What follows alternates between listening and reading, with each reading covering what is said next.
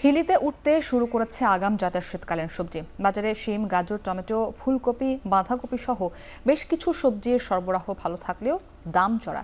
এ নিয়ে বিস্তারিত জানিয়েছেন সোহেল রানা।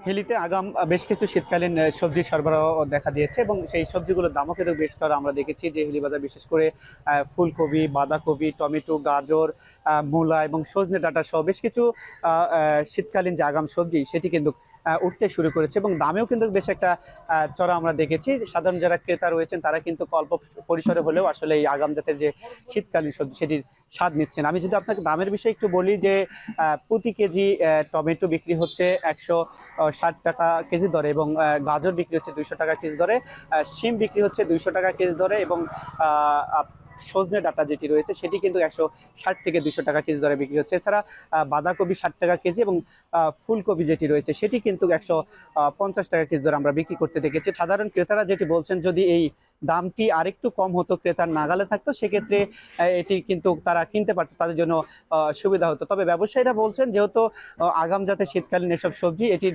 সরবরাহ পাইকারি বাজারে কম, যার কারণে তাদেরকে বেশি দামে কিনতে হচ্ছে এবং বেশি দামে বিক্রি করতেছে। এটির সরবরাহ যখন বাড়বে তখন আরো দামটি কমবে, এমনটি কিন্তু তারা জানিয়েছে। তো সব মিলিয়ে বলা চলে যে হিলিতে আগাম যে শীতকালীন সবজি রয়েছে সেটি কিন্তু উঠতে শুরু করেছে এবং বিক্রিও বেশ জমে উঠেছে। তো এই ছিল আমার কাছে হিলি থেকে সর্বশেষ পরিস্থিতি।